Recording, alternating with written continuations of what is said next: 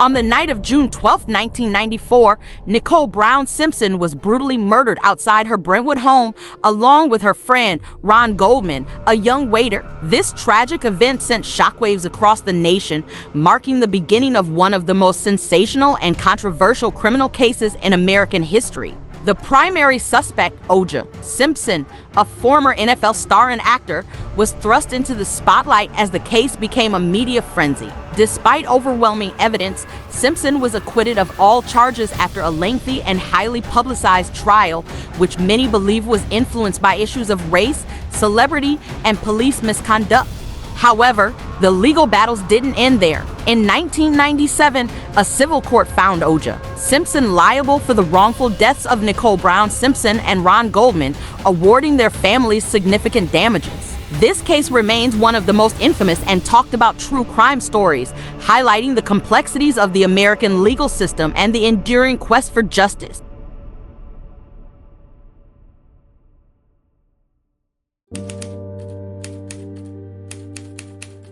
Nicole Brown Simpson was born on May 19, 1959, in Frankfurt, West Germany, to Juditha and Judy Brown Niebuhr and Louis Hezekiah Lou Brown Jr. Her mother was German, and her father was American. Nicole was the second of 4 daughters, with sisters Denise, Dominique, and Tanya. From her father's previous marriage, she also had 2 older half-sisters, Wendy and Margit, and 1 older half-brother, Tracy. After moving to the United States, Nicole attended Rancho Alamitos High School in Garden Grove, California, and later graduated from Dana Hills High School in Dana Point, California.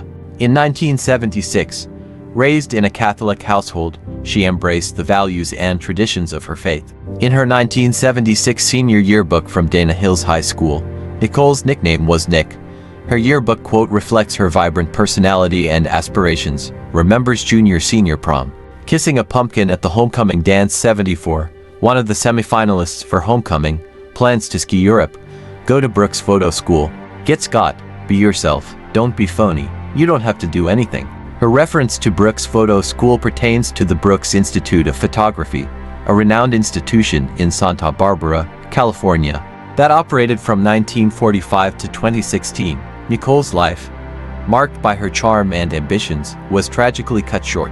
But her story continues to resonate as a poignant reminder of a life full of promise and potential. Nicole Brown met American football player O.J. Simpson in 1977 when she was an 18-year-old waitress at the Daisy, a Beverly Hills nightclub. They began dating while Simpson was still married to his first wife, Marguerite, who was pregnant with their daughter Auren. Simpson and Marguerite divorced in March 1979. Brown had a non-speaking acting part as a passenger on bus in the 1980 TV film Detour de Terror, which was executive produced by Simpson, who also starred in the film. During the 1980 Summer Olympics torch relay, Simpson carried the torch on Santa Monica's California Incline Road, running behind Brown. In the June 3, 2024, issue of People, Brown's older sister Denise revealed that Simpson was hostile to Nicole even during the early days of their relationship. Denise recounted an incident in 1977 when the family attended a Buffalo Bills game, and Simpson flipped out after seeing Nicole kiss a mutual male friend on the cheek, leading to her crying in an upstairs bathroom. Brown and Simpson married on February 2, 1985, 5 years after his retirement from professional football. They had 2 children, Sydney Brooks Simpson B., 1985, and Justin Ryan Simpson B., 1988. Despite outward appearances, the marriage was tumultuous, lasting 7 years. According to Denise Brown, Nicole considered becoming a mother her crowning achievement, though Simpson's behavior became more volatile afterwards. Simpson emotionally, verbally, and physically abused Brown throughout their relationship and continued to do so after their divorce. Dominique, Nicole's sister, recounted that Simpson referred to Nicole as a fat pig during her pregnancy. On New Year's Day 1989, a police report documented Simpson's rage, stating he didn't want Brown sleeping in his bed anymore and had other women. On December 31st, Brown phoned the police, fearing Simpson would kill her. Officers found her hiding in the bushes outside their home, badly beaten and half-naked. Simpson had punched, slapped, and kicked her. He pleaded no contest to spousal abuse. Brown later dropped the charges after her parents allegedly encouraged her to reconcile with Simpson, who was enabling her father, Louis, to invest in a lucrative Hertz car rental facility, benefiting the Brown family financially. In the 2016 documentary O.J. Made in America, it was revealed that Simpson was an avid womanizer who engaged in numerous infidelities while married to Nicole. According to their Brentwood friend Robin Greer, Simpson and Nicole constantly fought over his affairs with other women. Greer noted that Simpson made repeated advances towards her as well. At the time of their separation, Simpson informed Brown of his ongoing one-year extramarital affair with Tawny Kitten. In January 1992, Brown moved into a rental home in Brentwood, a 4-bedroom, Tudor-style house on Gretna Greenway. Simpson filed for divorce on February 25, 1992, citing irreconcilable differences. They shared custody of their children Sydney Brooke and Justin Ryan. Following the divorce, reports suggest that in 1993, Brown and Simpson attempted reconciliation. During this period, Simpson continued his abuse. Brown confided in her mother that Simpson was stalking her, stating, "I go to the gas station, he's there. I go to the Payless shoe store, and he's there. I'm driving, and he's behind me." On October 25, 1993, Brown called the police again to report Simpson's violence after he found a photo of a man she had dated during their breakup. In a 911 call during the murder trial, Brown is heard crying and saying Simpson was going to beat the shit out of me, while Simpson shouted angrily in the background. When the police arrived, Brown was secretly recorded by SGT Craig Lally. She described Simpson's transformation into a very animalistic state, which terrified her. Despite her claims that Simpson had not hit her in for years, the relationship ended several months later when Brown moved out. Brown met and befriended Cato Kellen on a skiing trip in Aspen, Colorado, in December 1992. He later moved into the guest house on Brown's property on Gretna Greenway, helping with rent and childcare. In January 1994, Brown moved to a 3-story rental townhome on Bundy Drive in Brentwood, a Mediterranean-style residence. The upscale Brentwood neighborhood featured country clubs, parks, hiking trails, and popular attractions like the Santa Monica Pier. Nicole drove a Ferrari and enjoyed the shops, restaurants, and markets near her home. Denise Brown described this period as one where Nicole was just so vivacious, so full of life, and finally able to have her own friends and activities centered around her children. Nicole Brown's life, full of vibrancy and potential, was tragically cut short, leaving an indelible mark on all who knew her. On March 16, 1994, Nicole Brown and her children attended the premiere of O.J. Simpson's newest film, Naked Gun 33 and a Third, The Final Insult. Nicole met 25-year-old restaurant waiter Ron Goldman 6 weeks before their deaths. According to police and friends, their relationship was platonic. They occasionally met for coffee and dinner. Goldman even borrowed her Ferrari to meet a friend for lunch. The friend, Craig Clark, mentioned that Goldman referred to the car as belonging to his friend Nicole. Just one day before the murders, Nicole spoke on the phone with her close friend Kris Jenner, making plans to have lunch the next day. Kris later revealed in an interview that Nicole wanted to confide something very important about her volatile relationship with Simpson, but she was murdered before they could meet. At the time of her death, Nicole Brown resided at 875 South Bundy Drive in Brentwood, Los Angeles, California, with her 2 children. On the evening of June 12th, she took Sydney and a friend out to dinner after the children's dance recital. That night, Nicole Brown and Ron Goldman were brutally stabbed to death outside her home. Their bodies were discovered shortly after midnight. Nicole was found lying in the fetal position in a pool of blood. An autopsy revealed she had been stabbed 7 times in the neck and scalp and had sustained a 14 centimeters long 5.5 inches gash across her throat, which severed both her left and right carotid arteries and breached her right and left jugular veins. The wound penetrated 1.9 centimeters (0.75 inches) into her cervical vertebrae, nearly decapitating her. She also had defensive wounds on her hands, indicating she fought for her life. Nicole Brown's funeral was held on June 16 at the St. Martin of Tours Catholic Church in Brentwood. Mourners included O.J. Simpson and their 2 children, members of Brown's family, Al Cowlings, house guest Cato Kellen, and Steve Garvey. Nicole Brown is buried in Ascension Cemetery in Lake Forest, California. Nicole's tragic death marked the beginning of one of the most infamous and highly publicized murder trials in American history, forever etching her story into the national consciousness. O.J. Simpson was tried for the murders of Nicole Brown and Ron Goldman in October 1995.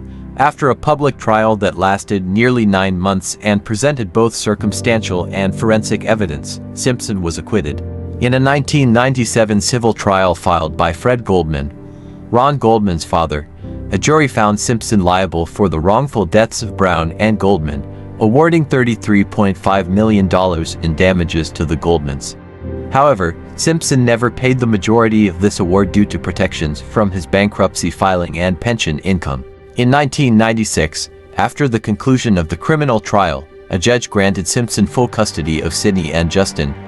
Brown's parents continued to fight for custody but were unsuccessful until 2006, when Justin turned 18 and legally became an adult. Sydney turned 18 in 2003. In a rare 1996 VHS video created by her parents called Asterisk, a tribute to Nicole Asterisk, Nicole Brown is described as having had a happy childhood, growing up in a close family and having a passion for interior decorating. Clips from the family's home movies show her as a young girl playing with stuffed animals, swimming in a pool, dancing, carrying school books, and blowing out birthday candles on cupcakes. Her mother described Nicole as warm, wonderful, and free-spirited. Kato Kellen, in a 2024 interview, described Nicole as a beautiful friend who was a beacon of light, always bright, always fun. Kris Jenner referred to Nicole as one of her best friends, with whom she often took family vacations. Jenner also shared memories of frequenting a Los Angeles restaurant with Nicole and their mutual friend, Faye Resnick. Jenner named her fourth daughter, Kendall Nicole Jenner, after Brown. Kendall was born 17 months after Brown's death. Filmmaker Ezra Edelman, who directed the documentary Asterisk O.J. Made in America Asterisk, dedicated his Academy Award for Best Documentary Feature to both Brown and Goldman in his acceptance speech. On July 3, 2014, Nicole's father, Louis Hezekiah Lou Brown Jr., passed away at the age of 90. He was interred next to Nicole in Ascension Cemetery in Lake Forest, California. Nicole's headstone, which had space for an additional inscription, was altered to include her father. On November 8, 2020, Nicole's mother, Juditha and Judy Bohr Brown, died at the age of 89. She was interred in Ascension Cemetery next to her husband and daughter. Nicole's original headstone was replaced by a larger one that included inscriptions for both of her parents. 2 years after the deaths of Brown and Goldman, the townhouse at 875 South Bundy Drive was extensively remodeled by a new owner, who also had the address changed.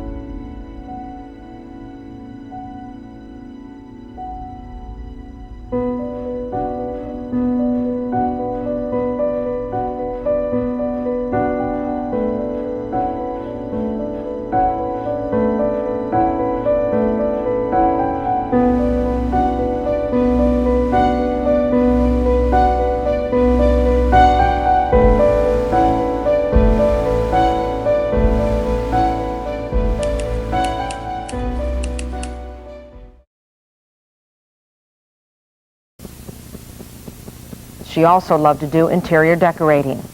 We talked with Nicole's parents. We will be bringing you some of what they said.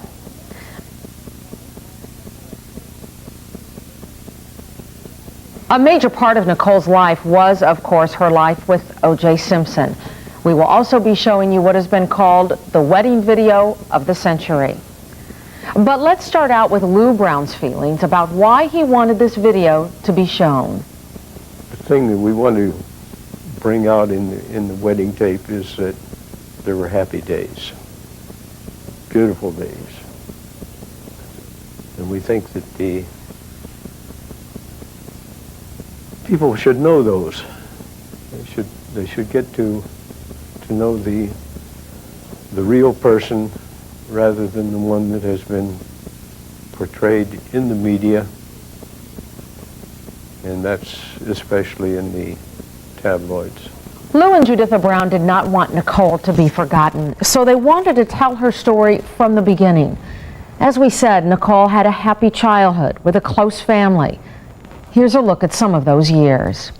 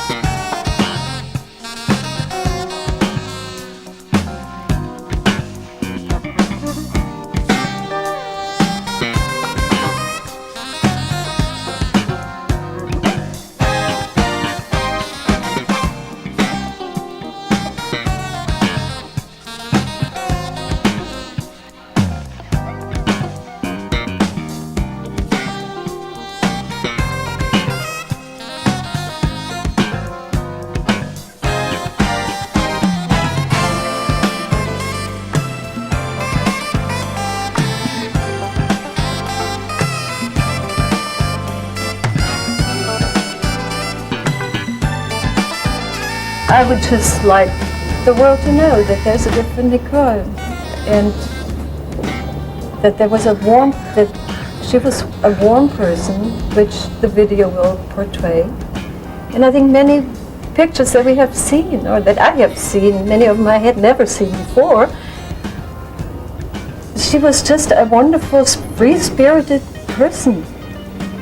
And I'd like for the world to see this, and this is why we're sending out a tape.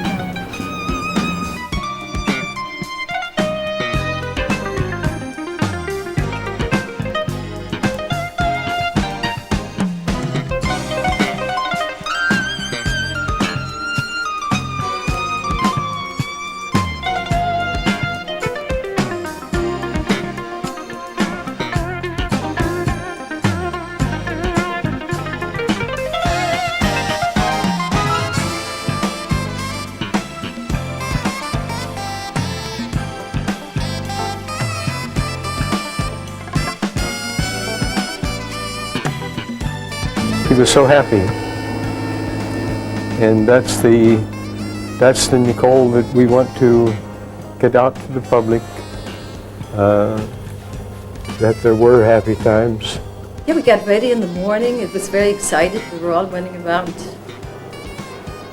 In fact, we had a massage the night before. We started really good. We all tried to be very relaxed. But it was hard to be then when it really counts. It was very exciting. I believe in you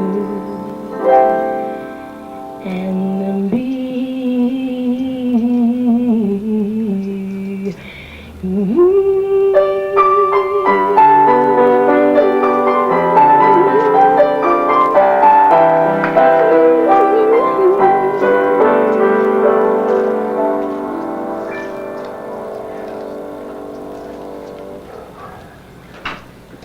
And now, by the authority committed unto me as a minister in the Church of Jesus Christ and according to the laws of the state of California, it gives me great delight, O.J. and Nicole, to pronounce you husband and wife, whom therefore God hath joined together, let no one put asunder.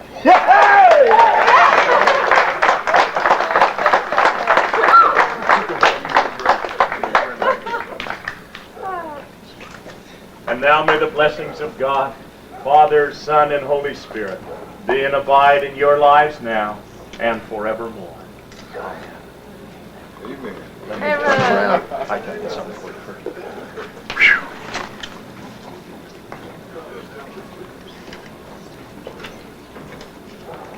May I be the first to introduce to you Mr. and Mrs. O.J. Simpson.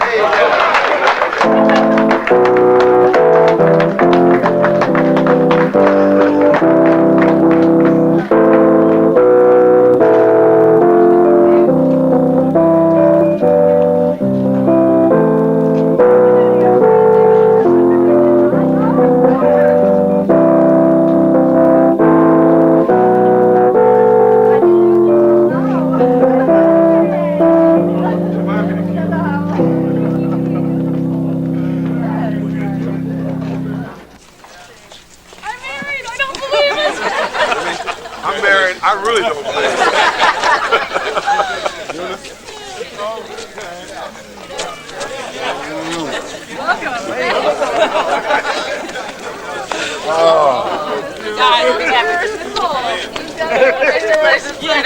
Oh, God, I love you. Never saw you. I love you. Oh, I'm sorry. Congratulations.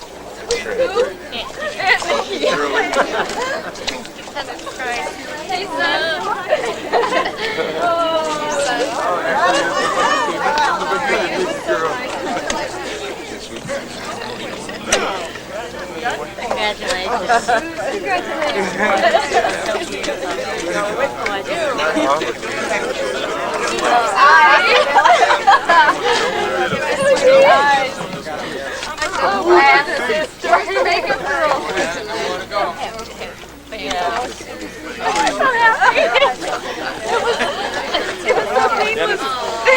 It was so nice. It was so nice.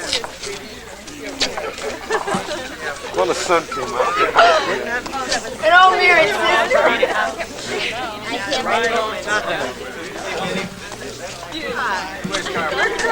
It was just a most beautiful day for Nicole and for everybody else. We had a wonderful time. And she was very happy because she finally got married. She waited for it so long. And lots of people showed up, and they're mostly her friends. Well, I would say it was all their friends.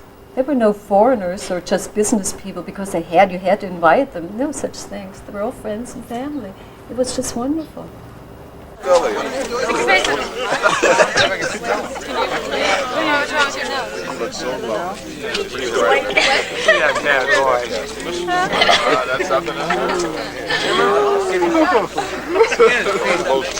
When she said yes, I do. When O.J. said yes, I do. I would say that was the high point. We've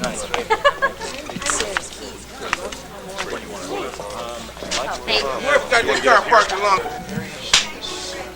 You must cut mine. Yeah, we just introduced. Sure, I did. No. Used to know this man back in Santa Ana High School. Oh, you are kidding. That goes back a ways. You don't mean to say, No. yeah, you got it. No. I have the official pin. Okay, now I'll fill Timmy, this I'm so out. happy. I am too scared. Is someone else supposed to sign this? I want you guys, or have you already signed it? Yeah, you guys have already signed it. So I will signature handle it. witnesses. Forget it. Witnesses. You guys, I'll So get, we're going up okay now, here. okay now, That means you we were want, married 2 days ago. you want OJ, I mean, you want AC and Jason? Yep. Okay, and you want your, Denise and Dominique. that's all I need for that. Okay. That Can we that get makes them? it legal. Yeah, can we get them Want me in to get stay in the AC hotel? and Jason, Dominique Like and we never Denise? have, right? Like, oh, hey, real good, nice talk. Either one. Oh, excuse me. Someone's taping this. That's right. No. My wife. You thought I'd say that again. Yeah, really. Isn't that wonderful? That's great. But I'll be good to you.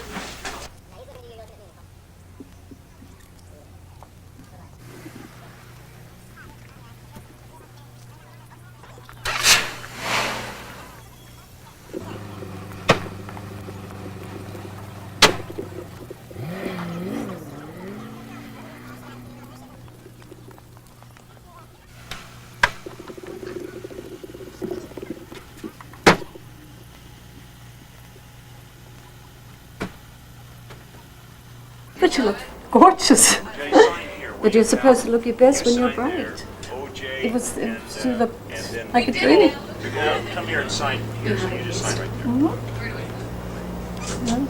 I think Nicole always hoped, well, maybe Sydney will wear it someday. Go on the staircase. It will probably be made in the box because I think very few girls wear their mother dresses. You never know. You're going to sign in the presence of, and in the... So I have to sign on this side with, underneath hers? Yeah, that's fine. And then, AC, you sign underneath OJ's name, okay? I know. AC, would you No, I sign thought it right we had to be here? underneath this. Oh, what if I don't want to? That's what I did. I was just kidding. Then you're going to take champagne back, but yeah. There to go. Okay, now, Jason, would you sign here, please? And Jace, you have to give your address. No, right there. See where it says signature? Just give your signature. And your address was And then your address. Nice. It went so easy. It went so Give beautiful. this address. It's gonna be like a shop. It was just so nice. It was just so nice. I can't help it. Help it. She's been holding back. Let them tell us. Well, it was nice for me. I thought when she said it was so easy. It was nice for me, I'm saying. Address of witness. Why would you need to do? Why would we need another? Okay. Are you going to sign? I guess so. Would you sign right there, please? And what's your name? Dominique. Hi, Dominique. Hi, I came to see you at church with Nicole that day. Ah, you right. I thought it said Oh yeah. right there. Sign under Jason. No, that's okay. And I've got to find out about this. See, I don't do this. I ladies' church, so I don't know what I'm Yeah, doing. we'll let you do that. I'm just faking it here. We got to make this legal.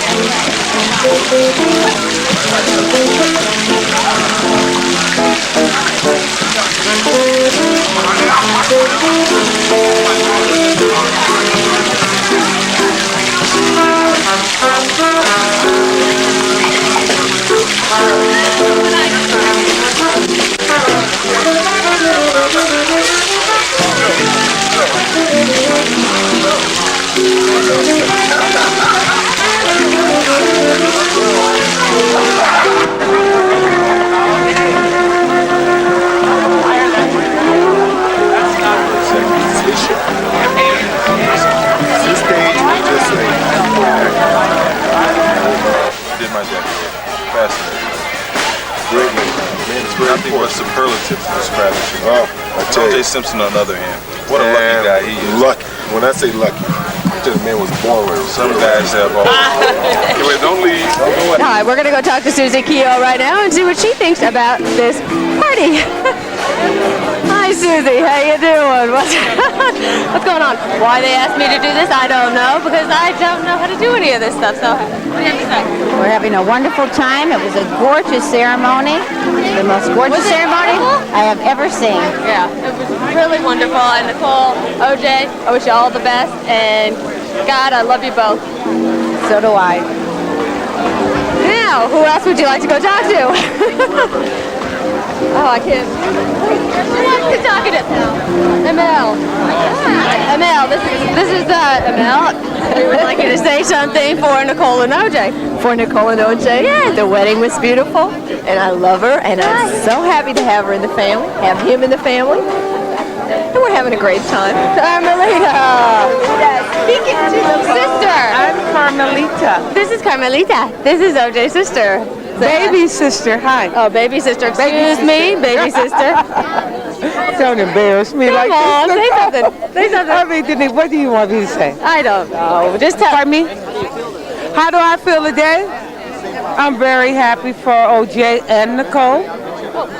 Especially, I mean, I'm happy about the wedding. Time? I'm having a wonderful time, and I'm very happy that they finally have tied the knot. Oh, no kidding. I mean, after all these years. It's been a long time, you two. Thank God it's finally happened. Well, and now they're going to be sure that it's going to last forever. And I can't wait to see their little babies. I know, aren't they going to be cute? Are they? I hope so. Oh, I'm sure they will be. I can't wait to see their complexion. It's going to be gorgeous. Oh, hi. Tell me what you say, Denise. I don't You look beautiful. Oh, why, thank you. You just really look wonderful. So how you doing? Let's see, I'm great. Well, Tanya, having a good time today? I'm having a great time. Absolutely fantastic. Tell me what you were thinking about when you saw your sister up there getting married earlier.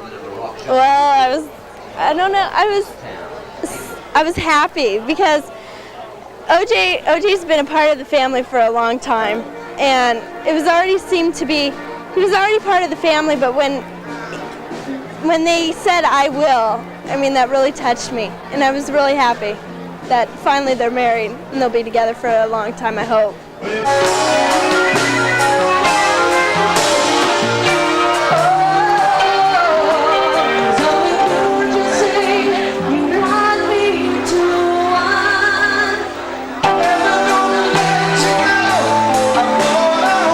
Your thoughts today, watching your daughter up there getting married. What were you thinking about? What was I thinking about? I think it was very touching. It was very beautiful. I know you make me cry. Well, any past memories flash across your mind, maybe, when she was a little girl or anything like that? Oh, well, everything passes by your face the moment they get married. But I'm just very happy that they finally got married. I think that's the course of life, is to leave home and to go. She's been a wonderful girl all her life. When did you know that this was the guy she was going to marry? Did she come home one day and say, Mom, this is it, or? Oh, no, I think I knew many, many years ago that she would never leave OJ anymore, that this was the man, and I was convinced. I'm convinced since years that she would marry that man. And I think she will be very happy.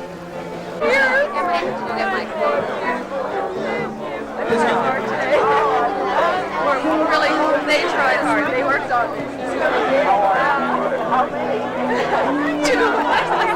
Hi, Mama. How you doing? Fine. How is the little hour? Trying to go really fast now. What are you doing? Little April? Hello, everybody. Hello, hello. I want to thank you, one and all, for turning out for this great event. My daughter, Nicole, and OJ, who has been family for these many years. He was taken in as an errant child by my wife with a broken leg. She nursed him back to health, and he repaid us by marrying our daughter. Now, but I do thank everyone for turning out We hope it's a gala affair. Nicole has broken her back to plan it that way. And we hope you all have fun.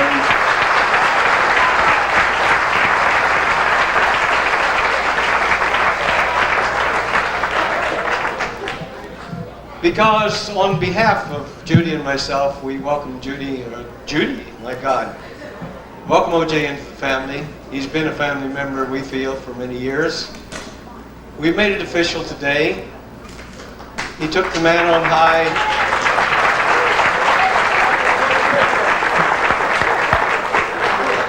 It was nice.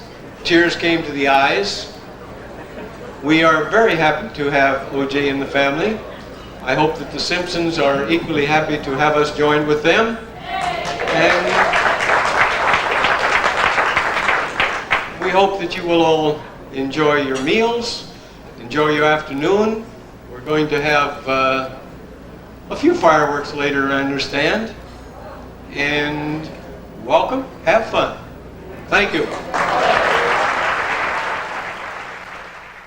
She just was a very private person. She wanted to do her life, her own thing, not other people's lives. She wanted to live her own life. And sometimes it's a little hard to do in Los Angeles and in Hollywood, but she never paid much attention to that. She was just a private person, and she went about her life, and she was happy with her life, the way it went. She had her children, and that's all she wanted. We wouldn't have had any of this happen, of course, but the thing that we want to bring out in the wedding tape is that there were happy days, beautiful days. And we think that the people should know those. They should get to know the real person rather than the one that has been portrayed in the media, and that's especially in the tabloids.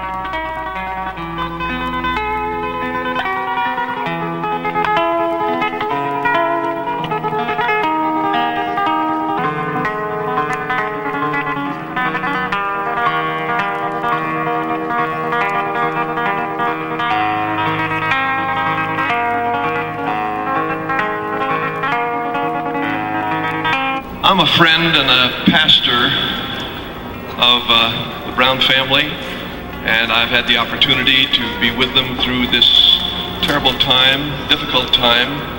amazing time, important time, and I have come to bring a prayer at this moment as a minister.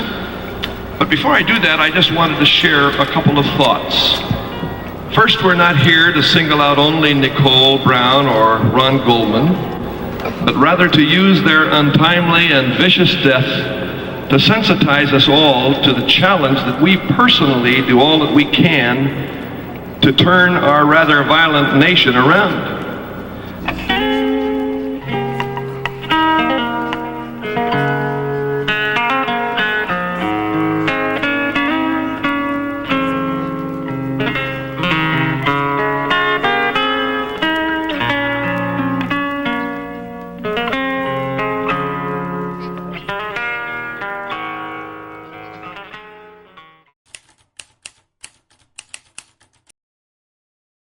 That they thought with all that investigation they had figured something out.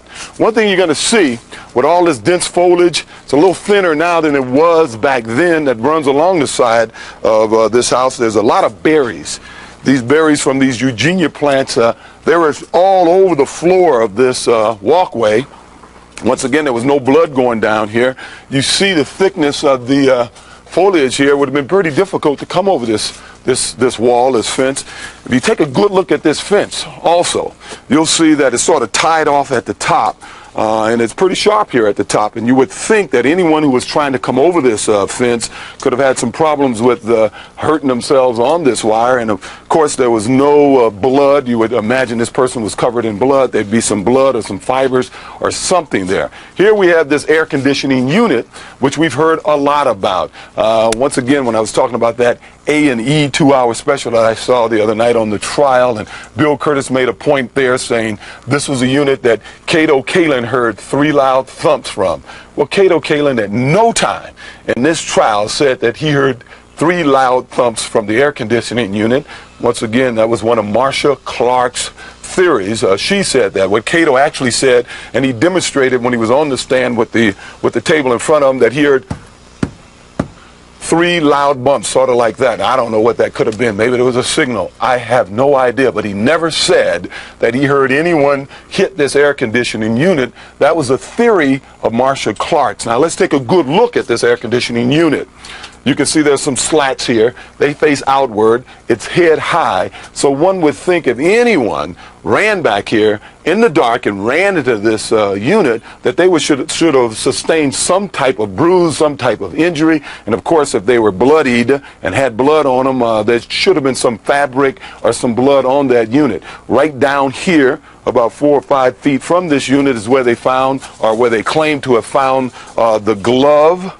One very interesting thing about that glove, there was no debris on it. There was a lot more here then than there is now. And one key thing about that glove, when Furman saw it, he said it was still wet. It was thick. We did some experiments with that with experts, and they all told you that there was no possible way 7 hours later after this crime that glove could still have have blood on it, could still be wet and still be bloody. That was, I think, an experiment that I can't recall now if we really got it into evidence or not, but we know, and the public should know, that was an experiment that was done, and it proved that that glove should have been dried by that time in the morning. Now, let's go around front again, and I'll show you some more interesting things. One other point I should say, once again, these berries that were here were also at Nicole's house. If someone walked out of that or walkway to the side of her house, and if they went into that Bronco, there should have been some debris, some leaves, some berries. The same should have been detected in my home. I have some very light carpeting, which I'm going to show you in a minute. If someone ran through here and then went right into my house and went up that carpeting, stepping on these berries, one would think there'd be some trace of that on this very light carpeting. Let's go around front.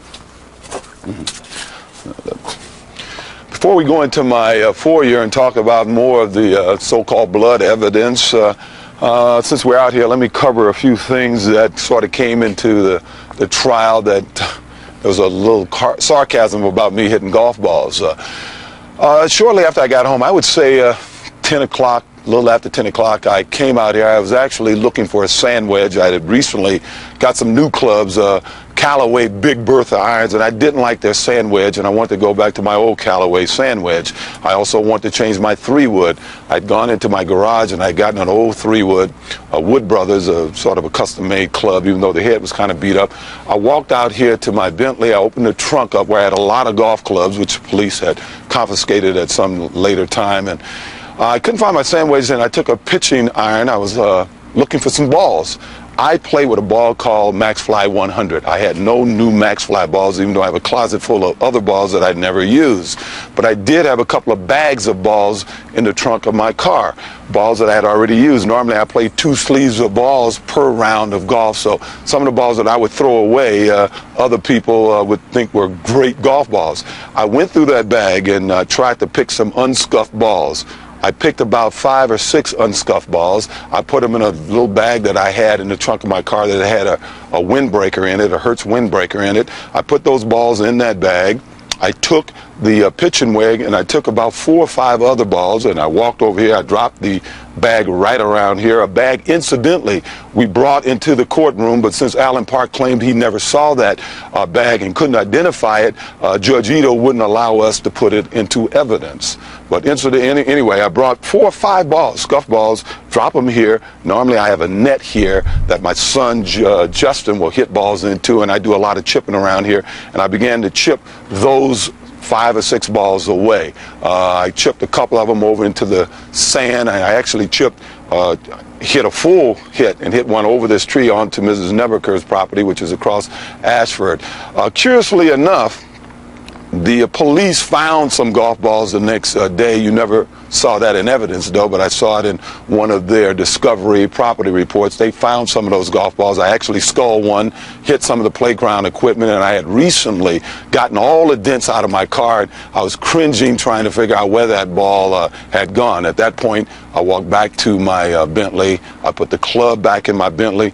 I actually left both the white bag as well as the other bag down here. No one ever mentions that white bag. We'll get to that a little later.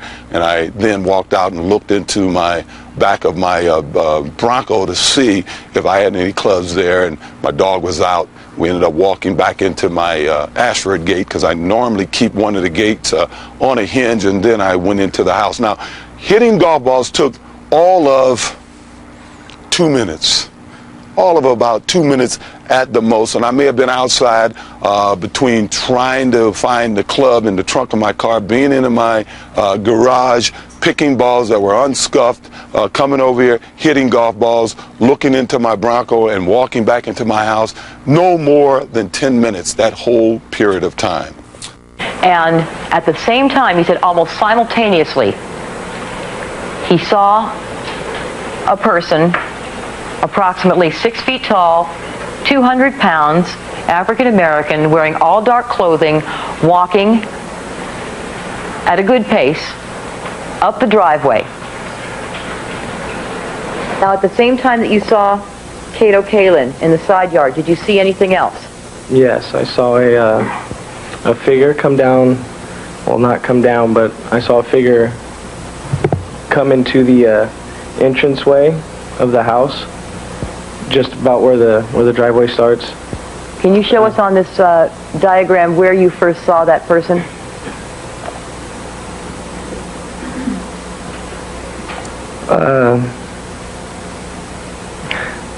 Just if you go where the circle is, you go straight back. No, the other way. A little bit farther. It was about there. Around that area. As I walk down my driveway, as you can see, it's easy to see me. Allen Park testified on the stand that he had a view from the end of my garage right up here, actually to the front of my house. And this is, I guess, represents some of the biggest frustration I had, not only during the trial, but after the trial, when Marcia Clark tried to create some impressions that, fortunately, the jury didn't buy it. Unfortunately, the pundits bought it. They sold it to you. And a lot of people out there, I see in interviews that we do on Man on the Street, they ask this question. You notice that Ross Becker asked me, who was the shadowy figure that came across the driveway? Bill Curtis, who did a very very fine 2 hours on A&E. Even felt, I asked a question at one point about a shadowy figure coming down the driveway or across the lawn and entered the house. One guy even said, who was the guy Alan Park saw climb the wall? The facts are, nobody, at no time I should say, did Alan Park indicate that he saw anybody climb the wall, come down a driveway, cross a lawn, or even come across the driveway. That was a figment of Marsha Clark's in her mind, and she tried to sell that to you, and unfortunately a lot of you people bought that. What Alan Park testified to, that there was a person that was right about here. He put an X on an exhibit to prove it. Right here was where my golf bags were placed, where I walked out of my house, put my suit bag down, looked into my golf bag. When he was let into my property by Cato Kalin and they arrived here, right here was a suit bag, which Alan Park thought was a duffel bag. As we know now, it was a suit bag. Later on, you saw me on the plane and got off the plane with it, and my golf bag. That's all he saw. In the time he arrived here was 10:20. I guess he was here until after 11 o'clock. That is the only activity outside of my house that he witnessed. Now let's go inside.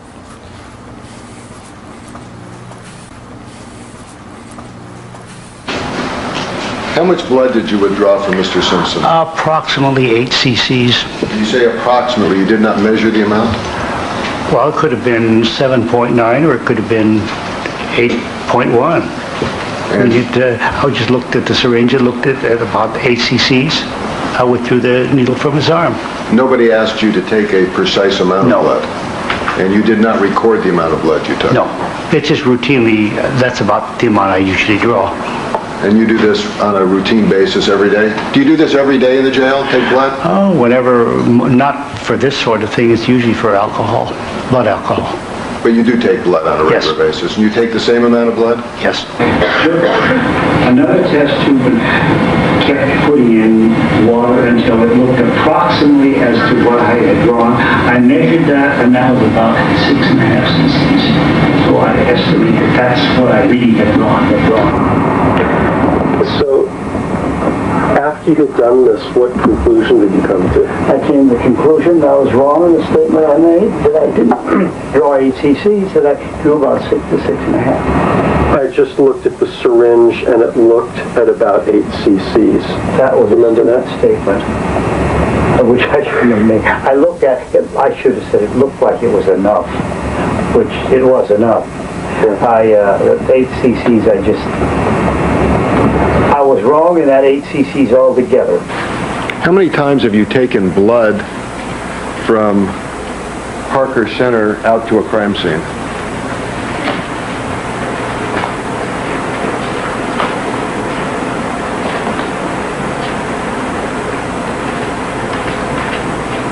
I don't know. This may have been the first time. I don't know. I can't recall right now any other times that I've done that. So now you're saying that Mr. Simpson's gray manila envelope with the blood sample in it was put into that black plastic trash bag that Miss Mazzola was carrying? To the best of my recollection, yes. And did you place it in the trash bag in her sight, in her presence? I don't think so. I don't recall. You just said, I don't think so, and then you said, I don't recall. That's right. You told us that one would expect that these swatches, having been put in a test tube at 6:30 p.m. on June 13th and removed at 7:30 a.m. on June 14th, to be dry. Yes. Given that fact, Given that opinion, what is your opinion about the existence of these transfer stains? Overall. The only opinion I can giving under this circumstance, something wrong. No further questions, Your Honor. Well, as I enter the foyer of my house, we're going to go back and talk about blood drops. I think it should be noted that at no time did they count the swatches that they used to collect these blood drops at Bundy, in the driveway here or anywhere in this case. And the next day when they processed these blood drops or these swatches, they did it in the same area that they had my reference vial, and I'm told by DNA experts that that is a no-no. Now, if you come down here, I'm going to place this picture down at this spot here. This picture shows 3 blood drops that they said that they found in my foyer right about this spot. As you can see by my thumbnail, which is bigger than these pegs, that these are pretty small drops, and I believe it was Michael Badnett that testified that that would be indicative of a small paper cut, certainly not of a big cut. I think we should also point out that it was in this area that Detective Van Adder claimed that he turned over my reference vial to Dennis Fung. Now, I guess it was in a garbage bag or something, and they gave that to Andrea Mazzola, who took it out even though they never told her that a reference vial was in that bag. When Andrea Mazzola was asked, did you see this exchange take place? She testified that for that 1 minute, we call it the Mazzola minute, she went into the other room, sat on the couch, and closed her eyes. Sort of a variation on see no evil and hear no evil. Incidentally, they checked all of these items, the doorknob, the light switches, as we move over to my staircase, the rug, my banister, checked all of these items for blood, and of course, no blood found. And if you look at this carpeting, it's a little more plush than the carpeting that was in my Bronco. Those Bruno Magli shoes had some ridges in them. You would have thought that if there was some blood in there anywhere, that this carpeting would have picked up some of it, and of course it didn't. Now let's go up to my bedroom. In Mr. Simpson's master bedroom area, did you see someone walking around with a videotape camera? I don't recall when I saw the videotape camera coming through. I do recall it being there, though. You recall a gentleman named Mr. Ford. Do you know him? Yes, I do. African-American gentleman? Yes. And he was the one that was carrying around the video camera? Yes. You have no recollection whatsoever of them, of Mr. Ford, with the video camera up in the master bedroom at or around the time that you were doing collection? Again, I didn't keep track of Mr. Ford at that time. Have you seen that videotape? No, I have not. Have you had discussions with anybody about that videotape? No. Have you had any discussions with people at SID about what's shown on that videotape? No. Have you had discussions with anyone in the district attorney's office as to what's shown on that videotape? No. Has anybody anywhere communicated to you anything about whether or not at 4:14 in the afternoon those socks are depicted on that videotape? No one has communicated that information to me or with me. Has anybody indicated to you there's some question as to whether or not those socks are on the videotape? So I believe it was your testimony on direct examination that you collected the socks sometime between 4:30 and 4:40. About then, yes. And then before you left the residence, you collected 2 other items, numbers 15 and 16, and those were at 5 and 5:05. And then we come to those socks. Those socks. They just don't fit. They just don't fit. They just don't fit. Watch with me now a video. I want you to watch the time counter in this time frame, and you'll understand how important this is. This is Mr. Willie Ford going up into the bedroom. It's 3:13, which he says is 4:13 because it hadn't been changed. This is 4:13 p.m. on June 13th, 1994. Okay, thank you, Howard. You look at the foot of the bed there, where the socks are supposed to be. You'll see no socks in this video. And you'll recall that Mr. Willie Ford testified about this. And I asked him, well, where are the socks, Mr. Ford? I didn't see any socks. So now, that's interesting, isn't it? At 4:13, on June 13th, 1994, these socks, they supposedly recovered, these mysterious socks, These socks that no one sees any blood on until August 4th, all of a sudden. These socks that are picked up, that Looper says he picks them up because they just look out of place. I don't have any reason to pick them up. I'll just take these socks. They're out of place. Well, as I come up my stairs, white carpeting all the way, banister, they checked everything and no blood. Now come with me into my bedroom. Now this is my bedroom. Incidentally, I believe this is a book that every American should read. This is the room and this is the area basically where the police claim to have found the socks. Even they admit that these socks seem somewhat out of place. What's interesting about that is a videographer named Willie Ford, a police officer, was here at 4:13. He photographed the entire room. He didn't see any socks. No one told him to try to avoid stepping on any socks. And if you look at that video, what I find very curious is the video goes right up to the point where you would see the socks. The video goes off, and about 4 or 5 feet beyond that, the video begins again. So just that crucial area where the socks would have been, you don't see. What's key about Willie Ford being here at 4:13 is Andrea Mazzola and Dennis Fong in their log show that they collected the socks after 4:30. After 4:30. Where were those socks when Willie Ford was in this room? Another point I'd like to make about this videographer. Throughout this trial, we asked for film. Was there any film taken? This is for you pundits and you people out there that say the police won't cover up and they're forthcoming all the time. We asked on TV, in the courtroom, out of the courtroom, time and time again, were there any film? Were there any videographer here? Was there any film taken? And they denied it, they denied it, they denied it. Willie Ford is a Afro-American or African-American, a big man with a video camera. I find it hard to believe that you can miss this guy. Now, months and months later, we're looking at some still pictures. And lo and behold, what do we see in one of these still pictures? A picture of a videographer, Willie Ford, in this house taking pictures. Now, I submit to you, there are police all over this house. All over the place. There were police officers who directed this man on what pictures to take, what pictures not to take.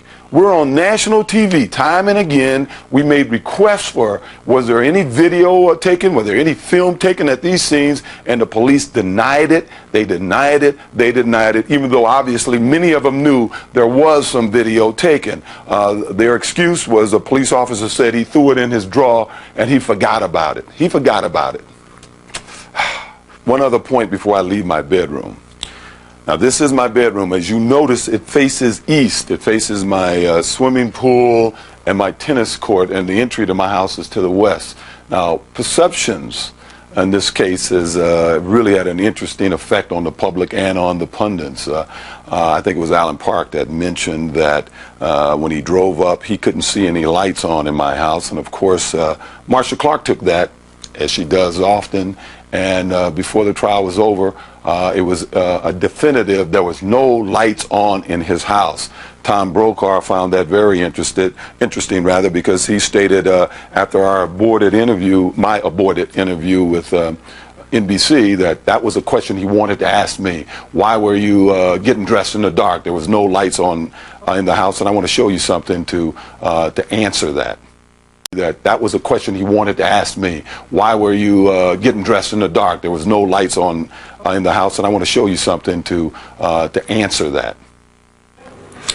Now, we have so much ground to cover here, it would be simply impossible to cover it all in this period of time. There's so many things that I want to talk about. I'm going to take a little opportunity right now to attempt to cover some things that are very important to me. I realize that during the interview portion of this case, we're going to have an awful lot of criticism that Ross Becker didn't cover some areas, but I'll tell you, in that period of time, there's days worth of questions in this case that I would like to address, and I'm sure in the not too distant future I will be addressing those things. And I don't care who did this interview, it would have been virtually impossible to cover all of the issues. But as I say, there's some things that are very close to me that I would like to attempt to cover in this next half hour or so. as I mentioned earlier, when we were upstairs, there's something about this room and the lighting in this room that I'd like to go into right now. It seemed to be very important to Brokaw, and Marcia Clark seemed to do her normal thing, refer to it erroneously or inaccurately, I should say, throughout this trial, and that's the lighting that was here that night.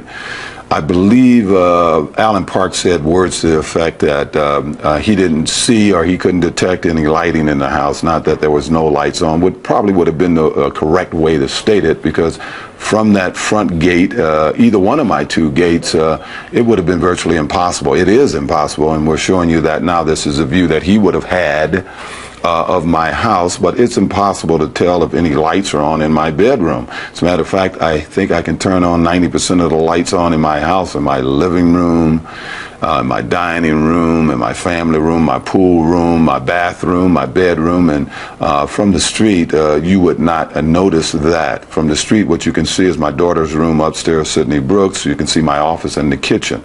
It bothered me when I was in court. I would go back to my cell, and Marcia would say time and time again, there was no lights on in the house, and when that shadowy figure entered the house, lights went on all over the house, and I was saying, boy, how can she say that? That's not true. You can't tell when lights come on all over my house. The only rooms you can see is the kitchen, and since I wasn't packing a picnic to go to Chicago on, I didn't go in the kitchen and turn on any lights. I didn't go into my office, which is the lower left room in my house, looking at it. So those lights didn't come on. And upstairs, there was no reason to go into Sydney Brooks' room because she was on Bundy. But I knew that the lamps were on in my house. And as you can see, you can put the lamps on in my entry. You can put the lamp on in my kitchen. You can put on all the other lights on in my house. And there is just no way for someone who is at either one of those gates to, one, see it, detect it, or testify that no lights were on. So Tom Brokaw, I hope that answers your question. I was not getting dressed in the dark. Park did say he thought he saw some light upstairs. He didn't know what it was, and I believe there was probably lights coming out of my bedroom to the front of the house. So Marcia, you can stop saying there was no lights on in my house. It was completely dark, and possibly, even though I know that the entry lamp was on, possibly I may have hit my foyer. It's not really a chandelier, it's an antique piece there, and maybe that threw some more light on over the upstairs window or the closet that's next to my front door.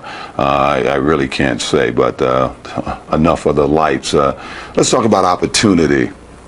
Marcia Clark and the prosecution team sort of went out of their way to establish that I had plenty of opportunity. I'll tell you, there certainly would have been many more opportune times if I was bent to commit a crime, which I didn't, such as this. I certainly wouldn't have picked this time to do it. I think it was very important for them to make this crime take place at 10:15. They went out of their way to establish that with a barking dog, a welling dog, I guess was the word, and they avoided some witnesses, some key witnesses, people who walked by the scene, people who were walking their dog, Heister, the young couple on their first date, people coming out of dinner parties that night.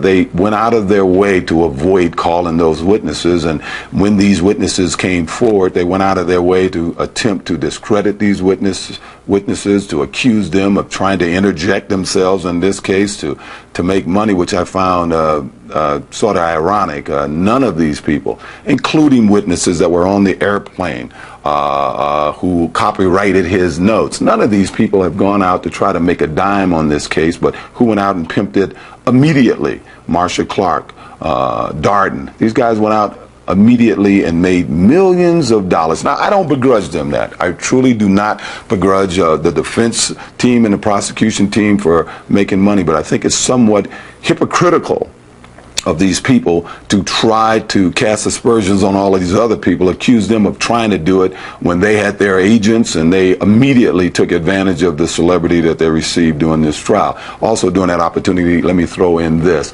The whole neighborhood knows my white Bronco. Knew it then. I'd spent much of the spring at Nicole Bundy's house, more there than I did at my house. Everyone knew that car. That'd be the last car that I would drive secretly if I was going to attempt to commit a crime. And Johnny did something during this case when he put a knit hat on his head. I submit to you that I could be 2-3 blocks away with a knit hat on my head, and people would be saying, "Hey, there's OJ. See him down there with the knit hat on his head." It's I don't know, I thought it was ridiculous. Let's talk about the media a little bit, and this is sort of a pet peeve of mine. I was being barbecued from day one on the media, and I had always understood the media is supposed to be reporting the facts, without interpretation. Well, that certainly didn't happen in this case. Every place you look, there was interpretations. Everybody was putting their spin on it, time and time again from the very beginning. Now, you expect some things. You take with a grain of salt, for the most part, stories you'll see in the tabloids, the National Enquirer, the Star, the Globe, and those tabloid publications. But I can tell you flat out, time and time again in this case, and this is something you're going to hear a little more about because that will be my next litigation, my battle or my fight to get justice from these publications, because they didn't shade the truth. They didn't interpret evidence. They flat out lied. Time and time again, they made up stories. Once they made up stories, some of the video tabloid shows, some under the guise of legitimate interview shows, they ran with those stories. They brought in psychiatrists and analysts to analyze why OJ did various things during the trial and since the trial, things that I didn't come close to doing. Just recently, there was a big story about me attempting suicide in the National Enquirer. That's a flat-out lie. I will put everything that I own. You can come in here, National Enquirer, and interview me daily. You can take everything I own. If you can show me anything in that story that's true, any doctor who's ever entered this house to help me, my daughter, you bring my kids into it. My son on Thanksgiving that I went to his house and wasn't welcome. That's totally false. His mother, Marguerite, her husband, Anthony, myself, and my daughter, and a couple of my daughter's girlfriends, we spent Thanksgiving together, and later on when some of the other younger kids came, we didn't watch any football. We left, the mother and I. Marguerite and I left, but never have I attempted suicide in any way, shape, or form. I saw stories where Neiman Marcus denied me the right to shop after hours. One, I never called Neiman Marcus to do that. Two, the manager of Neiman Marcus called me to apologize for the story, to say it wasn't true, and to say I was more than welcome to come in there. I guess what bothers you, you can see a Jay Leno make jokes. It was painful to me, but I didn't think there was any real malice in the jokes that he was making. You see a Howard Stern, a guy that, hey, he's irreverent about everything. And even though I didn't like it, I thought some of it was vicious. That's Howard Stern. So to an extent, you understand it. It's the legitimate press, people under the guise of journalism, people like Newsweek magazine and Time magazine.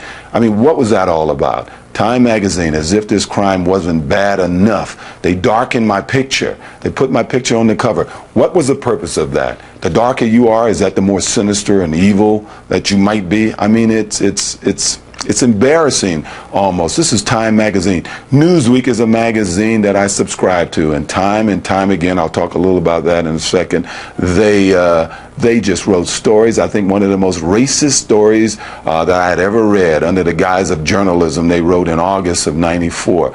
In that story, they accused me of going to the University of Southern California, a white school. They implied because I wanted to be white. The University of Southern California were one of the most storied sports histories of any school in the country. The first All-American in the early 20th century at USC was Bryce Taylor, a black man. So many great athletes, white, black, minorities, have gone in and out of that university, and I went there because I thought it was the best university that I can go for an education and for the athletic tradition there. They accused me in this article for taking diction lessons because I want to sound white. Now, many of you out there wrote me in my early days in television, especially on Monday Night Football, told me you were fans of mine, but you wish I would work on my diction.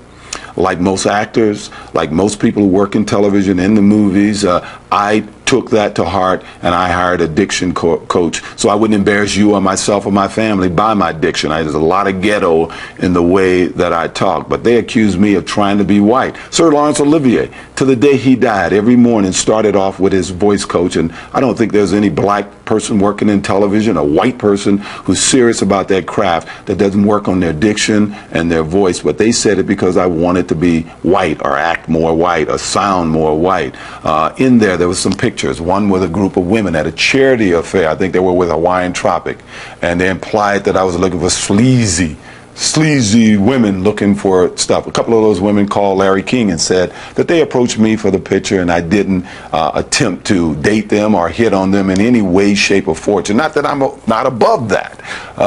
And probably the thing that was most embarrassing to me, they cropped a picture of me with what we call a comedy stripper in front of me.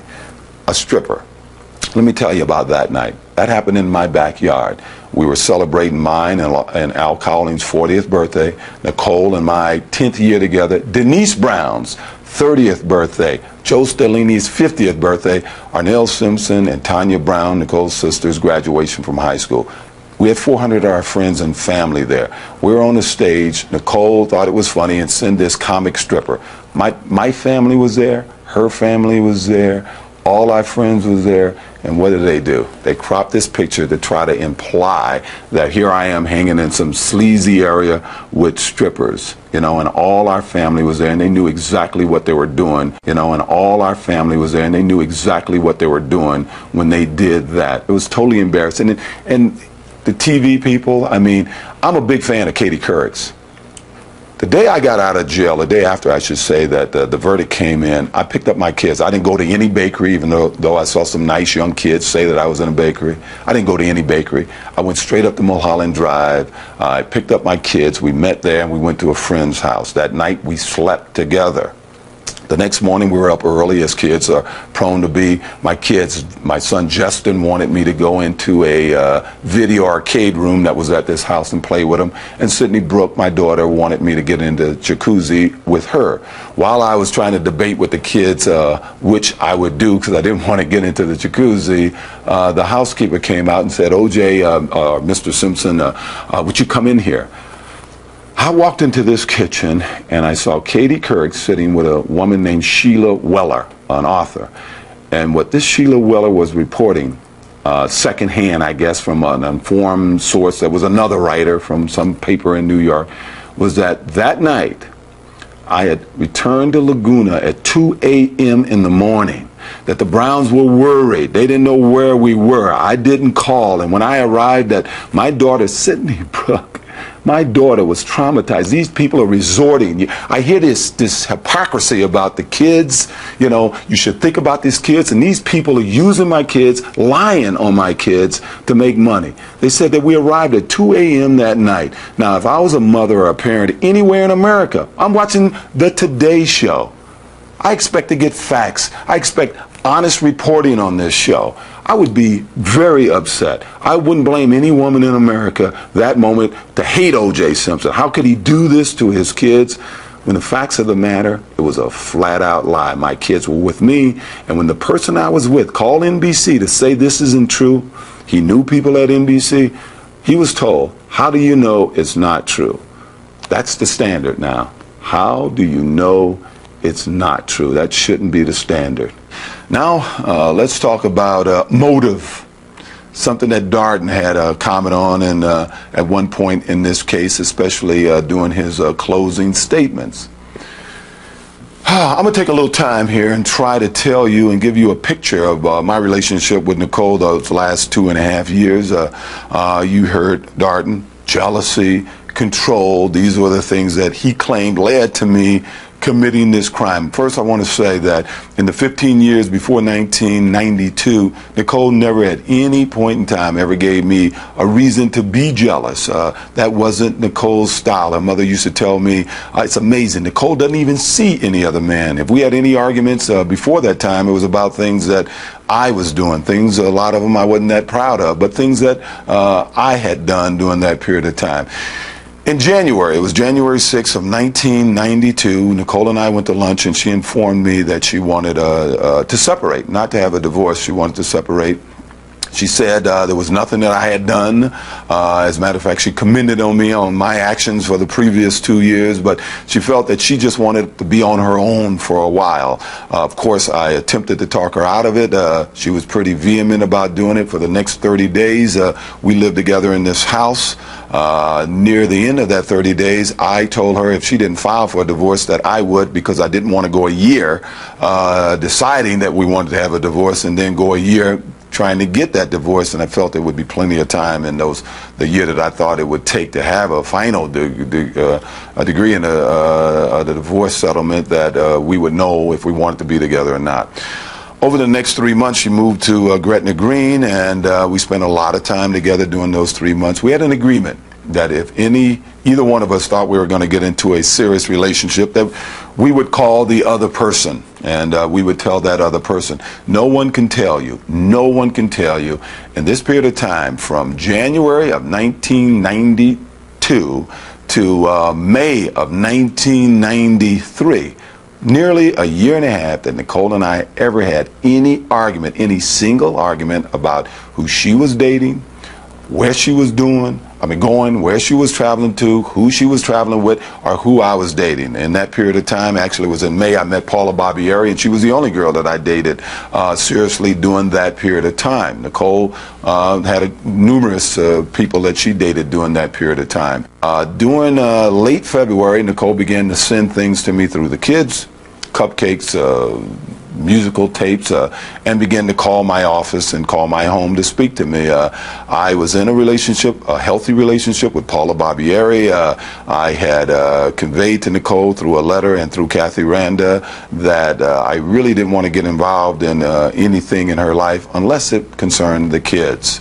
Nicole didn't accept that. One day, I think it was mid-March, she showed up here and informed me that she didn't like some of the things that was going on in her life, and that she missed me, she loved me, and she wanted us to get back together. I told her that I was not interested in that time. I did love her, but I was in a healthy relationship, and I just wasn't interested in getting back together. Over the next 3 months, Nicole was quite insistent about that. She came to the golf course. She came to my house. I even went to Mexico, and her and her friend showed up in Mexico. Interestingly enough, I never considered that stalking. I never would call that stalking. That was a woman that was in love with a man and felt she wanted to get back with that man. By May of 1993, Nicole had convinced me that maybe we should try it again, and I informed Paula Barbieri about it. We had long discussions about it. We had no fight. She was hurt, and I was even hurt that I had to hurt her, but I felt an obligation to myself, to my kids, and I didn't know exactly how I felt about Nicole, that I must try it. And I told Nicole I would try it for a year, but there was a few conditions. One of the conditions is I wasn't going to let her move back in, because if it didn't work, I didn't want my kids moving in and out. I would try it for a year, and there was only one friend of hers, one person, a female, that I would not socialize with. Not that she couldn't, and she continued to socialize with this person, but I would not socialize with this person. That wasn't Faye Rusnick. Incidentally, for the next year, Nicole and I was together. You hear we were together and split up. That's not so. We never split up. From January 6th of 1992 to May, Mother's Day, whatever that was, in 1993, Nicole and I was apart. We weren't together. In May of 1993, even though we spent a lot of time together in the 2 months leading up to May of 93, Nicole and I got back together. It was a 1 year trial period. I set that time of 1 year. And 1 year to that day, Mother's Day, actually it was a day after Mother's Day in 1994, I told Nicole, after returning from Puerto Rico, and some things that took place that I can't even tell you about. When I was in Puerto Rico, I spoke to Nicole's mother while I was 3,000 miles away. Nicole was having some problems. I didn't understand them. When I came back, I told her that I just could not do this anymore. I told her I would try through the summer if she would go to therapy. Nicole did not want to go to therapy, so we split up. No problems, no arguments, no nothing. That week we attended a couple of affairs together for our kids. We had dinner together a couple of nights that week. I was told by Kathy Randa that Paula Barbieri was coming in town for one day. I surprised her at the airport, met her, and she wasn't dating anybody, and we decided to give it a shot, to start trying to work to see if we can get back together. The following week, and this is the 30 days preceding Nicole's death, the following week, Nicole was ill. She had double pneumonia. I spent that week, when I returned from New York, I believe, going to her house in the morning, bringing her favorite scones and coffee, and in the afternoon, obviously, to do the homework with the kids and bring her dinner and see if she needed any medication. And I spent much of that week tending to Nicole. She had a birthday that week, and we talked about, you heard so much about this bracelet. Yes, I brought Nicole actually a cigarette lighter, a gold Cartier cigarette lighter for her birthday. But when I was at her house, her kids said, what did we give her? I had a gift for Paula Barbieri that I was going to give her to celebrate our anniversary, when we first met or first dated, which would have been 3 days later. One thing you'll see in her deposition, this piece of jewelry that I brought, this bracelet, went directly, sapphire and diamonds, with jewelry I had previously bought Paula Barbieri. Totally not the type of jewelry I'd ever given Nicole. She even commented on, you never bought me anything like that, but I had no gift from the kids, and I gave her that bracelet. But in any event, for the next week, I went out of town. I came back in town. I was hosting maybe 300 or 400 kids and their parents here at my house for my son's preschool. Nicole came over. Everyone who saw us that day saw two people who got along. Many of them would have probably thought we were still together. I was watching the NBA Finals in here. Nicole came into this living room and laid literally across my lap. People were here. She went upstairs because she was still feeling weak and laid in my bed. And later on that night went home. For the next week, everything was fine with us. And then one night, I think I talked about this a little earlier, she called me. She was pretty upset that Faye Rusnick was attending an affair with us. And of course, Faye never told her that Faye insisted on going to that affair. I didn't like the fact that she called me and yelled at me. I didn't like the fact that my housekeeper, Gigi, came to me complaining that Nicole was upset with her and came to her because she wasn't here one weekend when it was her weekend off. I informed her that you work for me, not Nicole. I had already lost my favorite housekeeper 2 months previous because Nicole came into this house and had a physical confrontation with that person. And it was at that time I decided that I wanted to pretty much cut off any type of communications with Nicole unless it had something to do with the kids. The week of her death, I spoke to Nicole. She called my office. She wanted to make sure that I would be in town for my kids' recital and how many tickets that I might need. I spoke to her later on that week because I was back east in Washington and in Connecticut, and I just found out that Justin's school, his preschool, was having a ceremony for his graduation, and I wasn't able to attend that. Of course, the day of her murder, I saw her at a recital. She saved me a seat that was 2 seats from her. I sat 2 seats from her. I spoke to her family. Other than asking for my ticket, I didn't speak to her. One of the police reports in this case pointed out that Dominique Brown stated that Nicole said to her, see, OJ won't even talk to me. Even though you pundits are out there saying she scorned me that day and that was a trigger for me committing this crime, it was totally the other way around. I wasn't scorning her. I just didn't want to get involved in any conversation with her at that time. Even though at one point, a few times when our daughter was dancing, we looked at each other and sort of mouthed that Sydney was beautiful. When that affair was over, I was outside talking to friends, talking to Dr. Fishman, teasing with Lou Brown, certainly not having any kind of dour personality, not being angry. Fortunately, there was a video that proved that. I will say this, that in the year and a half that Nicole and I was apart, we never argued about any person that she was dating, any person. In the month that Nicole and I was apart leading up to her death, no friend of hers will tell you that I called them about anything. In fact, it was completely the opposite. Her best friend in this world, Cora Fishman, a person who was interviewed by Marcia Clark and Philip Van Adder, about this murder, about Nicole's and my relationship. And as she spoke about our relationship, time and time again, Marcia would say to her, interrupt her and say, "Oh, you're not her friend. Oh, how can you say that? This is a woman that has not made a dime off this case. She refused to do anything for money, yet they tried to intimidate her and skewer what she had to say about Nicole's and my relationship." It was Cora that came to me roughly 10 days before Nicole's death and said, "OJ, you need to take Nicole and the kids and get out of LA." I do feel some guilt. I feel guilt because Nicole wanted to move in with me. She made that clear to me and everybody many times during that year from 93 to 94, and I refused. I feel guilt because I didn't listen to Cora Fishman that day. I feel guilt because people like Faye Rusnick was able to say to me, "Nicole loves you, OJ, and you're back with Paula." I feel guilt about a lot of those things, but I do not feel guilt for the murder of Nicole Brown and Ron Goldman. I did not do that. I swear before God, I did not commit these crimes. And I ask you, members of the community, I don't think I'm going to change any of your guys' mind with this tape. I just want you to listen to the facts. I ask the media, just print the facts. People want to know facts, not skewered testimony, not lies, not interpretations, just the facts. And I ask you all, I mean, I've been good to everybody. I don't think there's anybody out there that won't say that wherever they met me, all over this country for the last 30 years, I took time. I treated you the way I wanted to be treated. My mother taught me. I knew religion long before Rosie Greer came to jail. I grew up in Evergreen Baptist Church. I was taught you do unto others, and that's what I've tried to do my entire life. You know, I tried to treat people the way I wanted to be treated. I don't think there's anybody out there that ever met me anywhere, in airports, in ballparks, on the street, that I wasn't kind to you.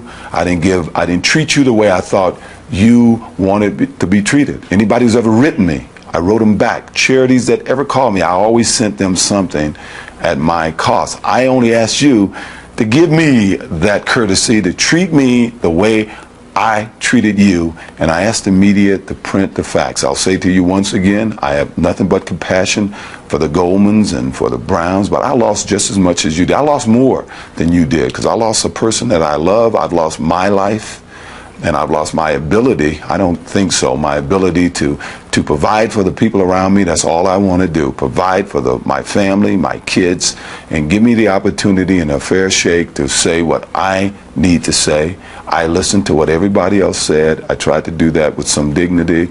I ask you to listen to me, and you judge. But I swear to you before my God, I did not commit these crimes. Thank you for taking the time to listen to me.